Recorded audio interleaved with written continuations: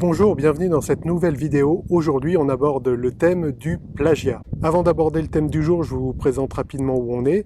On est à Huy, dit Joli Village. Huy, W-Y. C'est un joli petit village du Vexin, comme vous pouvez voir sur les plans de coupe.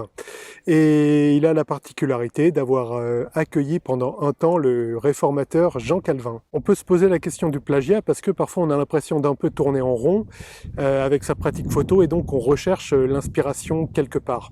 On la recherche chez les autres et parfois jusqu'à aller les copier. Alors ça peut être normal parfois d'avoir l'habitude un peu de tourner en rond. Surtout là j'enregistre cette vidéo en 2020, il y a eu un confinement il y a pas longtemps, il y en aura peut-être un autre plus tard. Et on avait traité justement dans une vidéo et un article que vous retrouvez dans les fiches et en description, le problème de se renouveler avec un espace de photo très réduit. Donc c'est une des premières causes de l'imitation d'inspiration photo, c'est l'espace réduit et parfois même avec toute la bonne volonté, même en appliquant les conseils qu'il y a dans les vidéos, quand l'espace est vraiment trop réduit, il n'y a rien à faire, on n'arrive plus à rien photographier de neuf. Et il y a une deuxième chose, c'est un symptôme qui veut un peu que quand on veut être à tout prix original, on pense qu'on peut se passer de la technique. Sous-entendu, pour être original, faire des photos vraiment différentes des autres, il faut s'affranchir de tout ce qui est passé avant nous et ne plus se soucier de la technique.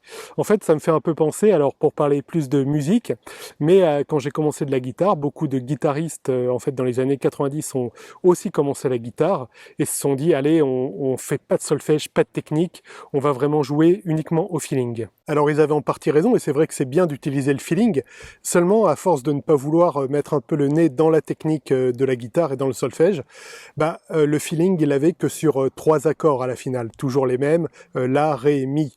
Voilà, du coup c'est un peu pareil en photo en fait, quand on refuse la technique et qu'on dit finalement je vais ne faire ma pratique photo qu'au feeling, on finit par avoir un champ et une palette réduite. Du coup, on a des résultats très limités et qui finissent par se ressembler de photo en photo. Tout d'abord, ce qu'on peut dire, c'est que le plagiat, c'est pas un mal en soi. Ça dépend jusqu'où ça va, justement. Mais tous les artistes, absolument tous les artistes, doivent quelque chose aux artistes qui les ont précédés. C'est valable en photo, en peinture, en musique ou dans l'art que vous voulez. Picasso avait même cette phrase célèbre, il disait « Les bons artistes copient, les grands artistes pillent ». Le tableau que vous voyez là en vidéo, c'est le champ de blé au corbeau de Vincent van Gogh. Et Vincent van Gogh a lui-même eu des influences, notamment Rembrandt. Pourtant, ça ne l'a pas empêché d'assimiler vraiment ses influences pour en faire son propre style, qui à la finale était reconnaissable entre mille. On peut aussi noter que Van Gogh a, pour une partie de sa carrière, réalisé des copies d'œuvres. Donc il s'est aussi fait la main en recopiant les œuvres d'autres personnes.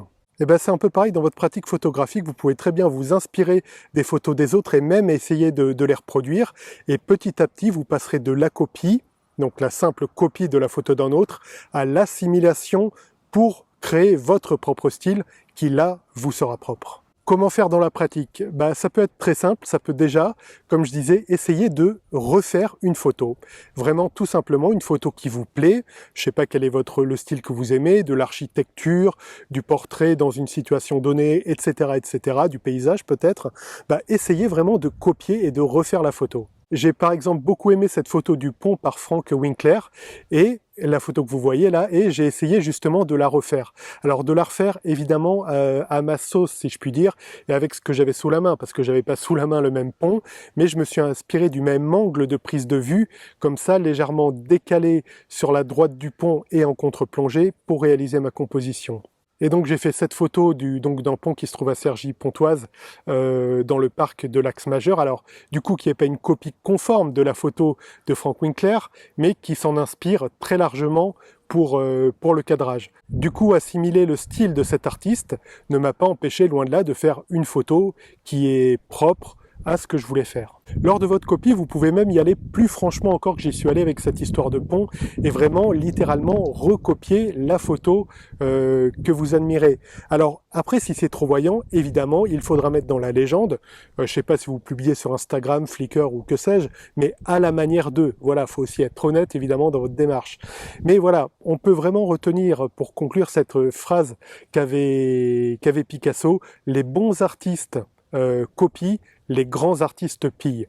Voilà, n'hésitez pas à aller vraiment à la ressource, que ce soit en consultant des livres photos. On aura beaucoup l'occasion sur cette chaîne de parler de livres photos et comment ça peut inspirer.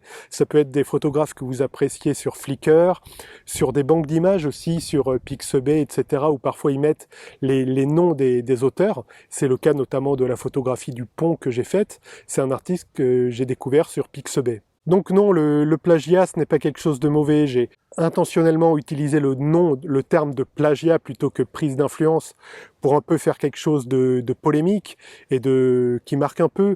Mais vous comprenez ce que je dis. Tout le monde s'inspire à un moment ou à un autre de quelqu'un. On fonctionne beaucoup par assimilation. Ne vous privez pas de la richesse et du patrimoine de quasiment 200 ans de photographie qui est derrière vous. Copiez, pillez, assimiler et créer votre propre style avec ça.